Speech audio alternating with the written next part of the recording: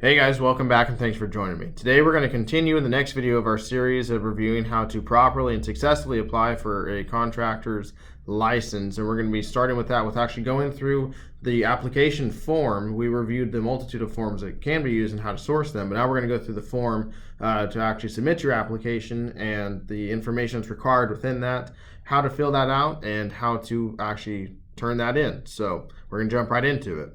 So you guys may immediately recognize this from my last video. This is the California Contractor State Licensing Board website, and I'm on the page where you can find all the forms and applications that they provide on here. Now we're going to be going over today the application for original contractor's license, which is most likely, if you're a new business, the one that you're going to be utilizing to actually obtain an original contractor's license for the first time. We've also briefly discussed in the last video the 3 different ways that you can obtain this document. You can fill this out online and submit it. You can download it as a PDF, or you can order it for a hard copy to be mailed to you. And for the purpose of today's video, we're going to be going through the PDF version of this. I find this to be the easiest to do.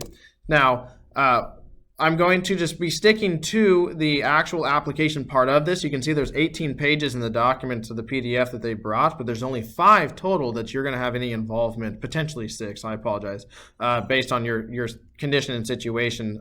But these first several pages, many of them are just here to emphasize the point and provide the information and knowledge to exactly my point for providing this particular video. And that's how critical it is for you to be thorough in making sure that you answer the questions and provide the information that they request on this application form accurately the first time. So I find this to be very interesting. The State Licensing Board for the state of California says that nearly half of all applications submitted are inaccurate or incomplete, and they need to be returned for correction or completion. Now that's dumbfounding to me, and I definitely don't want you to be one of those statistics of the almost half that don't do this right the first time. That can unnecessarily and quite severely delay your process of actually obtaining your contractor's license, and in some situations it can actually you will not be able to recoup your application fee, which is $330, and I definitely want to avoid that. Now, I'm also going to preface that the full process of obtaining your contractor's license can take several months. So every step of this process, doing it right the first time, is really going to help expedite what is already a very lengthy duration. We're going to try and keep it as short as we can. And for that reason, and the point that they're trying to emphasize with all these pages that precede the application form, doing this right the first time is going to be of the greatest benefit to you. So let's take a look at how to do so, do it correct and accurately the first time. You can see how many pages are just purely informational to what's actually required with applying and actually fully obtaining a contractor's license. And periodically through all this, they're trying to make the same emphasis of make sure that you are just sticking to and providing true and accurate information on your application forms and all other process of your full application prior to actually obtaining your contractor's license. Now, one thing to be mindful of that they do mention on this, the application fee itself is $330. That's going to have to be submitted in conjunction with this application form. But the issuance of an original contractor's license, so let's say that you pass your test, you get your bonding, you do all those things that are necessary. At that point, just to even receive it is another $200. It's a new document that they're delivering to you, and that's so your total cost is going to come out to $530. The other one that's not necessarily shown in here is you will have to do a live scan test. So you're going to have to get fingerprinted. They're going to do a full criminal background check on you as part of your application, and that's a process you're going to have to pay for as well. So be mindful of that. So you're looking at $530 plus your live scan fee just to even go about feasibly obtaining your contractor's license, and that's if you do everything correctly the first time. So again, I will emphasize, as they did prior to this application form, pay close attention, be truthful and honest, providing all the information to the best of your knowledge that you can. That's really going to help you out and expedite this process here. So the first part, section 1, because all licenses are issued to businesses, not individuals, they need to know your business information. The name of your business, where it is that you're at, contact information for this stuff. So it's important to know that since it's to your business and not the individual, you will have to have already obtained your fictitious business name prior to filling out this application form, because they're going to have to be able to find your fictitious business name in the records of where it is you're wanting to do. So that's already going to have to be in place. You can apply for multiple classifications at one time. You can, and I'm going to be doing so personally. I'm going to be going for 2 different classifications, a C51 structural steel and also a C23 ornamental steel, or ornamental metals, I apologize. That is possible, but there's going to be additional fees for every, there is a fee for each additional classification in excess of 1. For my particular case, it's $75 a pop. So I'm going to have this $530 plus 75 plus the live fee just to even start this process. So be aware of that, but you can be classified in several different areas on one license. So there's where you can do so there. The entity, the type, the form of your business is of keen interest to them, and it's going to also have a big impact on how the qualifiers are associated with your business. So whether you're a sole proprietorship or a partnership, which means that you are personally liable for all of the conduct and ramifications of your business. That's something they need to know. And again, the license will be issued to the business and not the individual. But that's just a different form of business. There's different tax implications behind that. And I'm going to have a video for you guys here shortly about the different types of business formations and what the meaning and purpose behind all those are. So stick tuned for that as well. But they also need to know if you're incorporated, and if so, in what type. Are you a limited liability corporation, which is an LLC? Are you a subchapter S, a subchapter C corporation, things of that nature? And this is where you can, and you should know this information.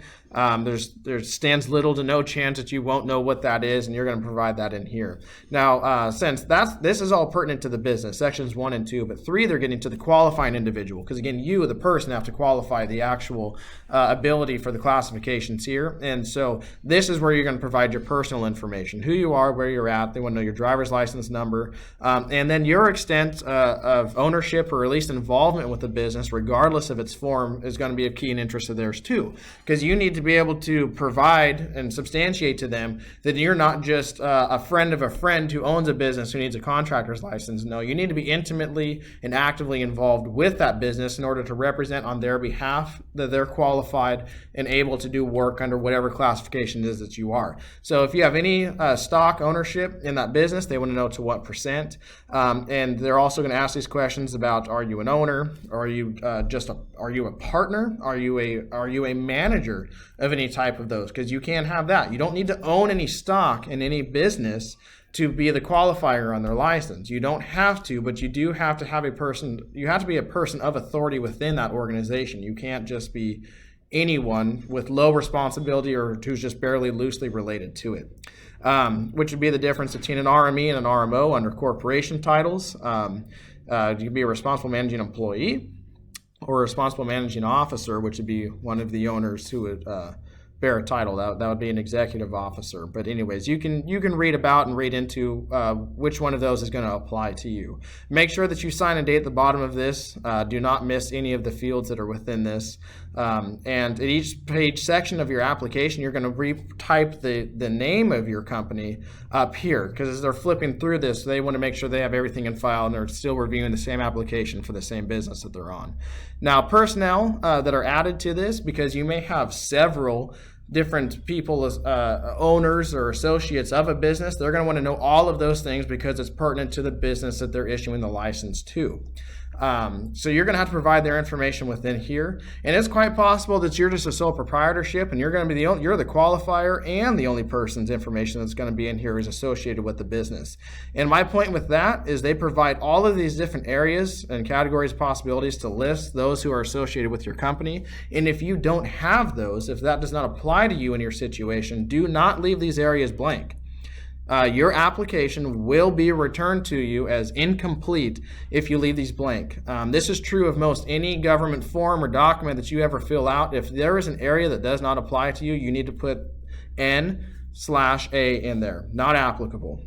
You need to put that in every single one of these lines and spaces in there, so that because it is a quote completion of their form. So you may have, as I will, a lot of NAs in all these areas, though it's very repetitive. And then you're going to need to sign and date this page as well. Do not forget to put the name of your company at the top, again, for your application form within this. Now, for the person that is qualifying any one or several of those different classifications, they're going to have some questions about you and your business and any business that you've conducted in the past, because they're looking for professionalism and skill or ability, at least, to conduct business in appropriate fashion here, and so they want to know that you've never done anything that's a little bit unsavory, or you're trying to just rename your business and get a new different contractor's license because you did something illegal under a different one and you're trying to move on and fly under the radar, things of that nature. So read each question very carefully. Make sure that you mark the correct answer to each one of those. By and large, all of these will be no, but don't take it as they're all a no, because it may not be. Again, read the question and make sure you respond accurately to your particular background and situation.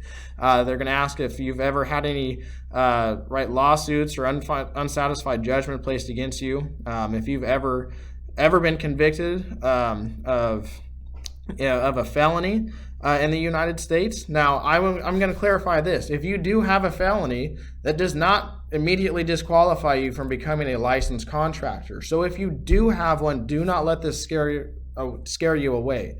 But do not lie. Absolutely let them know that, yes, you have a felony, and I believe that they asked for some more information about what it was you were actually convicted of, when and why, and just provide what it is that they want to know. You are completely able and capable of still becoming a licensed contractor. Just cooperate with the state licensing board, and you will likely pass through just fine. It is not a disqualification, so do not be concerned about that. But they're going to want to know if you have worked under another contractor's license that has any kind of lawsuits or liens placed against them, things of that nature. Again, read each question. Now, they also want to know if you, as the qualifier, are in fact going to be having the immediate interaction and control and involvement with the company that you're qualifying for. So again, they don't want a best friend who is who's passed the test and can qualify under a classification, adding that classification to somebody else's license that they're not even associated with that business, so they can go and pursue another job or something like that. You're going to be immediately responsible for the activities and the conduct of any business that you're the qualifier on that license for. So they're just kind of re-verifying that you will be in some kind of supervisory managerial capacity of the license that you're on and associated with. Now, and here again, don't forget to put your name at the top of each page of the application form. But question 15 that they have for you is the only area of this application that I will say that you may be able to leave completely blank and have no response. This question only applies if the qualifier on the application form is an RME. So that has to be a corporation, which means its own legal entity. It is not an individual. It even pays taxes separately as such. And the individual who's going to be qualifying that is not an officer of the organization, but a manager, perhaps an employee of some capacity, but not an actual officer or signee of the business. So, but if that's not you, if you're in a partnership or a sole proprietorship, this doesn't apply to you. And if that's the case, as it is for me right now, you do not need to answer this. You don't need to put NA, nothing of that nature, and it will not be a disqualification of your application. In section 6 here, because you do have to prove, you have to qualify, you have to certify your 4 years of journeyman level experience in the trade or classification that you're seeking to obtain your license in. You can also substitute some of those 4 years for training that you've received in different areas or capacities. So collegiate degrees in like construction management and things of that nature can count towards your years of experience. Apprenticeship programs through, let's say, a trade school or a union hall, something of that nature, can definitely count towards your journey level experience. And certain experiences also in the military can count towards those 4 years. If any of those things that you're wanting to basically have augmented your experience, which is not an immediate journey level experience in the field of conducting that type of business. It's here that you're going to mark yes, you want that to be evaluated as part of your work experience. They want to know where and for how long that you were there, and that's going to add just a little bit of your process, just adding that to it. So we've talked about reciprocity, I believe, which is if you are licensed in any other states than California. The state of California, which is my state, does share reciprocity with Utah and Arizona and Nevada, and they want to know if you've been licensed in any one of those states and you're just trying to obtain your license in California, because if you are, it's going to make this process much easier and much shorter. And as for questions 19 and 20, they just want to know if you have ever been in the military, or if you are or have been married to someone who has been active duty in the armed forces for the United States. So the next page here is in regards to the certification of work experience. Again, that's the certification of your 4 years journey level work experience that qualifies you to even submit this application. But that very work experience itself needs to be substantiated, needs to be certified to the state licensing board with your application. And so much like the 4-page original application, there's some information that they want to provide up front to help you in successfully accomplishing your work experience certification form. And this is that first page that they provide here. And so again, some of the things here is that it is an individual that has to be the qualifier for any classification on a license. And so it is your individual experience that's going to be certified here, and another individual has to certify on your behalf that you did in fact gain that experience at that journey level for the time frames that you have noted on there. So in part 1 here, if you remember the above, part 1 of your original application form was regards to the business, which was going to be the what the license is issued to.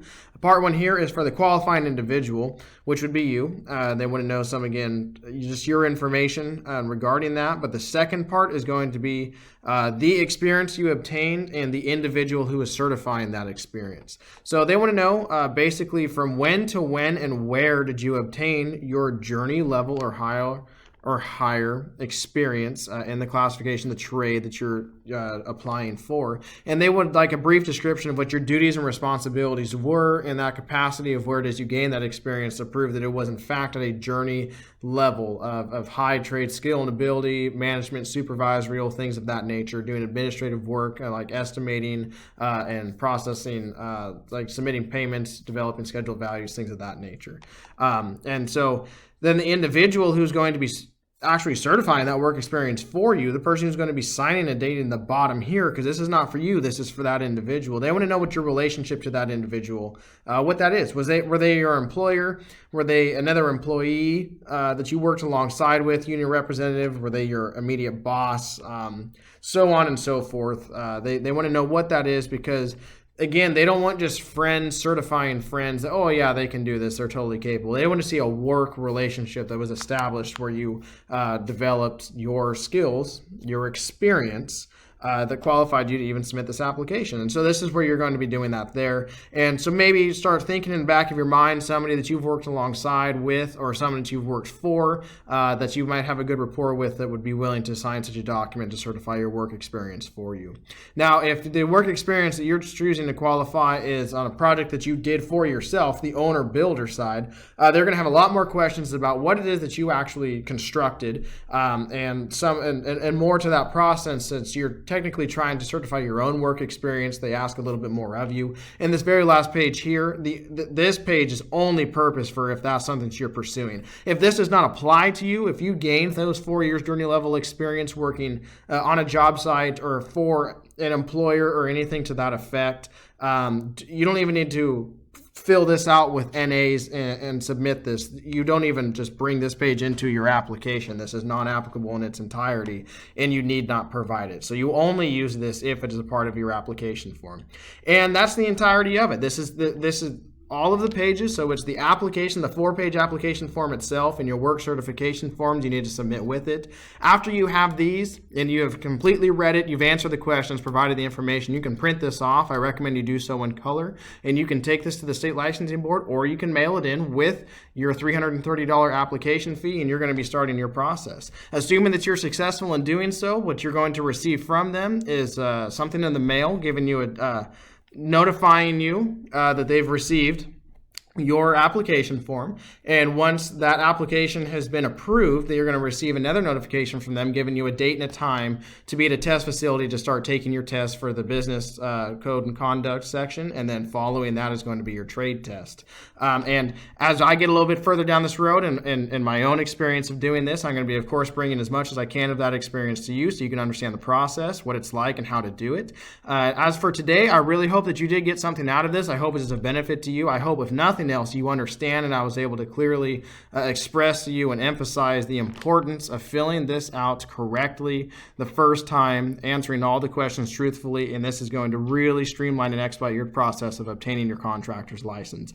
As always, if you should have any questions or comments as to this video, its contents, or anything surrounding how to apply for a contractor's license, I would encourage that you add that to the posting of this video. I'd really like to hear from you about that, and please do subscribe. I hope that if you enjoyed any part of this, or even if it wasn't relevant to you, there's so much more to my experience that I'm going to be bringing to you that I hope that you can enjoy, and even share with me your own thoughts and opinions and everything in between. I would really appreciate if you be a part of our community. So again, thank you for your time this day. I really appreciate it, and stay tuned for the next video in this series.